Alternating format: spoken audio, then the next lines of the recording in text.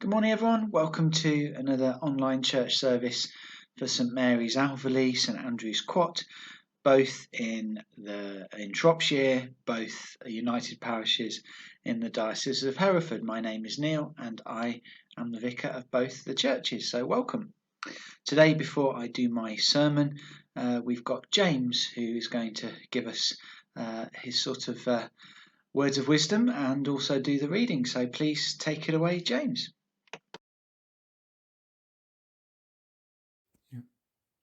Hi, my name is James. I'm quite new to the community here at St Mary's. I am the son-in-law of Benoit and Kirsty, and I'm married to Lucy. But yeah, I didn't learn to drive when I was 17 or 18 or 19. I was actually quite late to it. And when I came to learning to drive, I was really far behind, but I got incredibly comfortable reading the map, sitting in the side seat, and reading the instructions, and I'm actually really good at that. I'm great at giving directions, great at being a backseat driver. But when it came to actually driving, it was a bit of a struggle for me. So I was pushed by the vicar that I was with at the time, who I was living in his house with his family, working for his church. He told me to just go and do it. So I went and I took my driving theory test, the test that everyone passes and everyone has no problem doing. And I failed that test, which is quite embarrassing. And I phoned up the vicar afterwards, the pastoral leader of my church, and he couldn't help but laugh because nobody fails their driving theory test. And so I went and I studied and I went to do my driving theory test again, and I failed a second time.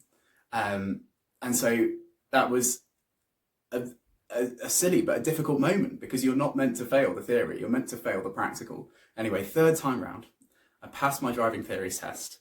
And then after lots of lessons with a very supportive instructor, I sit in a car with a test person who tells me that it's now time to take my test. And so I take my driving practical test, and I don't look in my wing mirrors to start with. It's not looking rosy.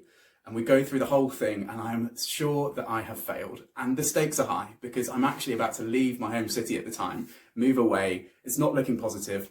And I need to pass at this moment. Otherwise, I'm going to be in a new place, going to have to find a new instructor, new roads. So I have this one moment to pass. And I don't know if you know how it works, but at the time that I was meant to do it, you would get a major and you would fail. Or if you did 15 minor errors, then you would also fail cumulatively. And I complete my driving practice test, and the instructor turns to me and the test man turns to me and he says, "I don't want to, but I'm going to pass you with 14 minors." It could not have been closer. And so I think that's a great depiction that I'm no good at driving. And then I decide to not drive for a lot of other years. And then coronavirus hits. And a lot of things change. And one thing that changed for me is with my wife Lucy, we moved out of London. We had a child, we moved up here, which was amazing.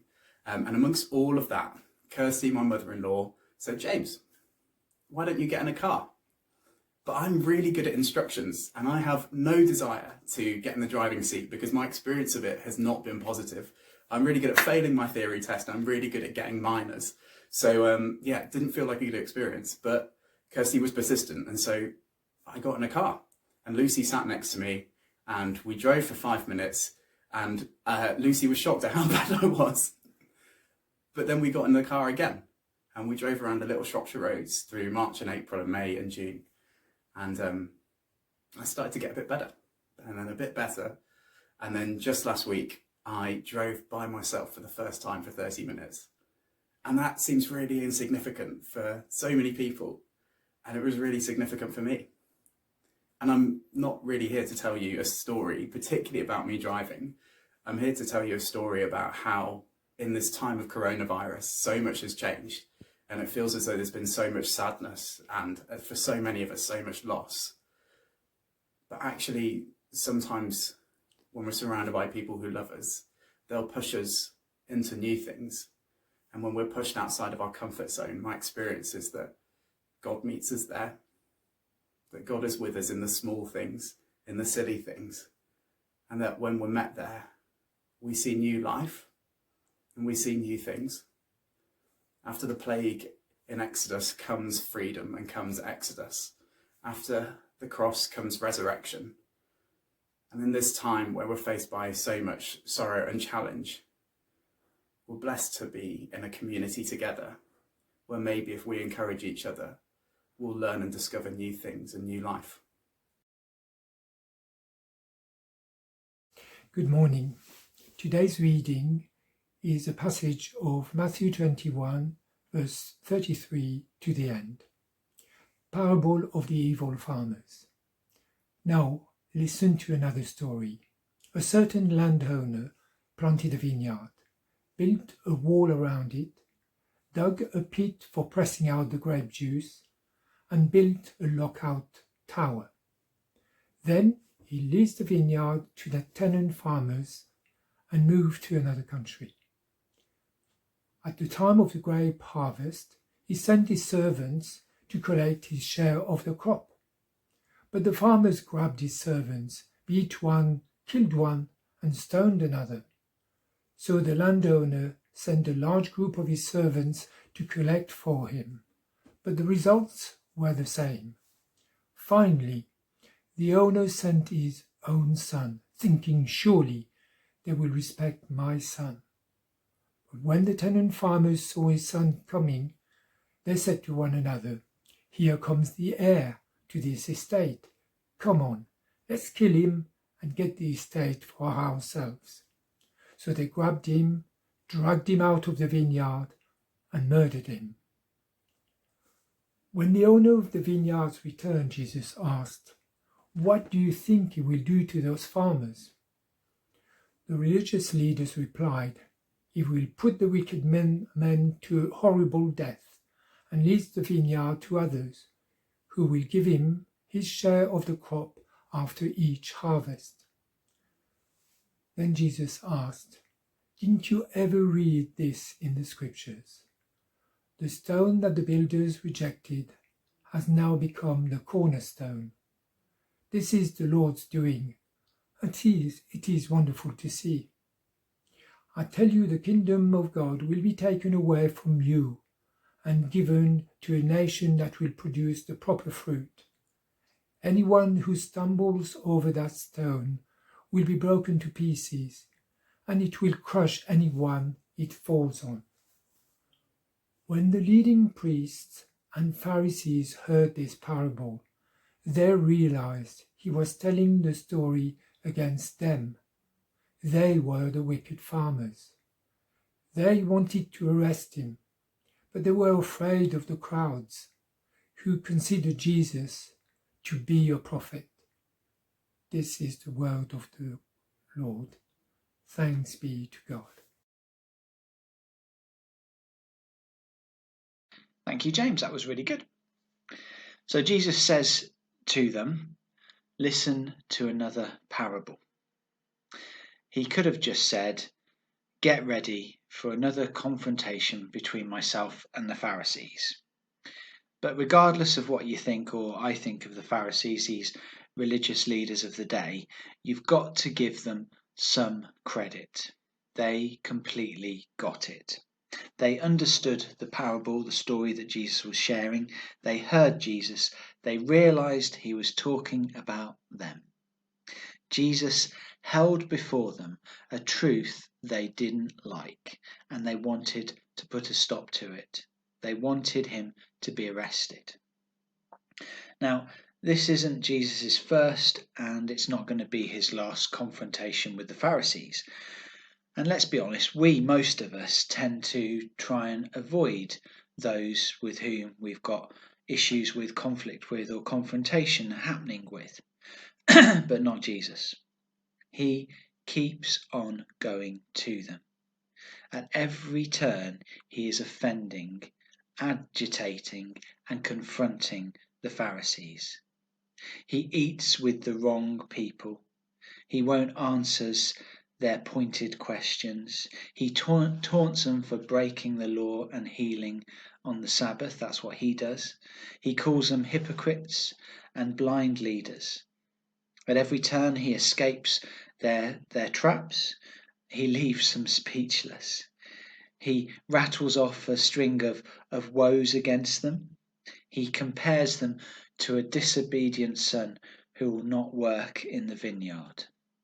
They can't just get a chance with Jesus because he never lets up on them.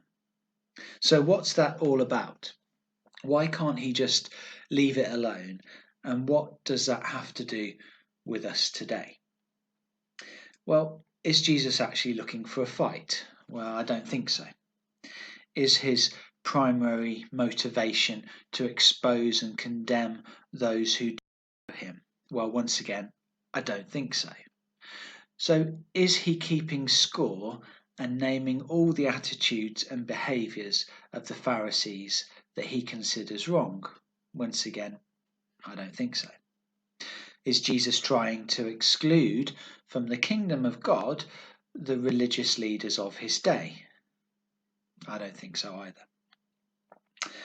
Here's what I think these confrontations are all about. Jesus is unwilling to give up on the Pharisees, or actually anyone else for that matter. Jesus is unwilling to give up on me, and he's unwilling to give up on you. He just keeps coming. And that is good news. That gives us hope, and that should encourage us and give us the joy out of today's parable. This is not so much a parable of exclusion or condemnation as it is a parable of Jesus' unwillingness to give up. His unwillingness to give up on us often confronts us with truth about our lives that is almost always difficult to hear and difficult to accept. We might hear his words, but we do not realize that he's talking about us. Now, this parable and the confrontation that this parable provokes are like a mirror held before us, so that we might see and recognize in ourselves what Jesus sees and recognizes. This is not to condemn us, but to recover us from the places of self-exclusion, to call us back to life and to lead us home. Jesus doesn't exclude us or anyone else from the kingdom of God. He doesn't have to, because quite simply, we do it ourselves, and we're pretty good at it. That's what the Pharisees have done. The Pharisees have excluded themselves. The kingdom of God will be taken away from you, Jesus says to them. This is not so much a punishment for failing to produce kingdom fruits. It is rather the recognition of what already is. They were given the vineyard and failed to produce and share the fruits of the kingdom. Jesus is naming this reality, is naming this truth. They have excluded themselves. And in the same way, the kingdom of God will be given to those who are already producing kingdom fruits. This is not a reward, but a recognition of what already is. Where is the fruit? There also is the kingdom. Now, if you want to know what the fruits of the kingdom look like, then look at the life of God revealed in Jesus Christ. And what do you see? You see love, you see intimacy, you see mercy, you see forgiveness, you see justice, you see generosity, you see compassion, presence, wisdom, truth, healing, reconciliation, self-surrender, joy, thanksgiving, peace, obedience, humility. Now, I'm not talking about all these things as abstract ideas, as lived realities in the vineyards of our lives. We all have been given vineyards. They are the people, they are the relationships, the circumstances and the events of our lives that God has entrusted to our care. So that means if you're married, it's your spouse. If you've got children, it's your children, your family, your work, your church, your daily decisions and your daily choices, your hopes, your dreams and concerns are the vineyards in which we are to reveal the presence and life of God, to produce fruits of the kingdom. The vineyards work in those vineyards, and the fruit produced come together to show us to be sharers of God's kingdom or not. Now, to the degree we are not producing kingdom fruits, we have excluded ourselves from and rejected our share in the kingdom. We are living neither as the people God knows us to be, nor as the people we truly want to be. In some way, we've stepped aside and outside of ourselves and sidestepped our own lives. And that's the truth with which Jesus confronted the Pharisees. And it's the same truth with which Jesus confronts us today. So how does that happen? What does self-exclusion look like? Well, here's what I'm wondering. And these are rhetorical questions for you and for me. Do you ever struggle with perfectionism, self-condemnation, and the question of whether you're good enough or even just enough? Well, if you do, maybe that's self-exclusion. Or how about this? Do you ever feel like you have to be in control? You have to be right. You have to have all the answers. Well, if you do, maybe that's self-exclusion. Are you carrying grudges? Do you still carry around anger, resentment? Or maybe that's self-exclusion. Do you look at others and instantly make judges about their belief, their choices, or their lifestyle? Or maybe that's self-exclusion. Are there people in your life that you have chosen to let go of rather than do the work of reconciliation and heal the relationship? Or maybe that's self-exclusion. Do you go through life on autopilot, going through the motions, but you're never really present? You're never really showing up? Or maybe that's self-exclusion. In your life, is there more criticism and cynicism than thanksgiving and celebration? Or if there is, maybe that's self-exclusion. Are you hanging on to some old guilt that happened years and years ago that you believe could not be ever forgiven? Or maybe that's self-exclusion. The antidote to our self-exclusion from God's kingdom begins with first recognizing that self-exclusion. That means we must look at the vineyards of our lives. So I wonder how it's going for you. What do you see? Is there fruit? Is there life? Are you showing and sharing in God's kingdom? Amen. I hope that was some worth to you. Notices for the coming week are quite simple and fairly used to now. 6 o'clock tonight on our Facebook page, Alveley and Quatt Parishes, we have live prayers with Vicky, so please join her for that. You can type your prayers in and she will collectively pray, and you can pray at the same time, obviously.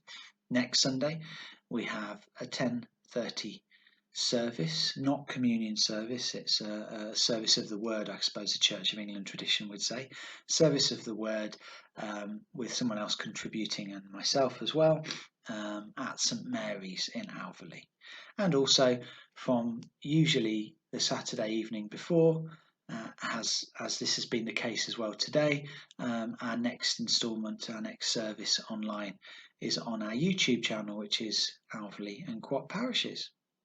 So always remember you can contact me through the Facebook page or send an email to the church website. Until next time, stay safe, keep praying, there will be better days, and I'll see you soon. God bless.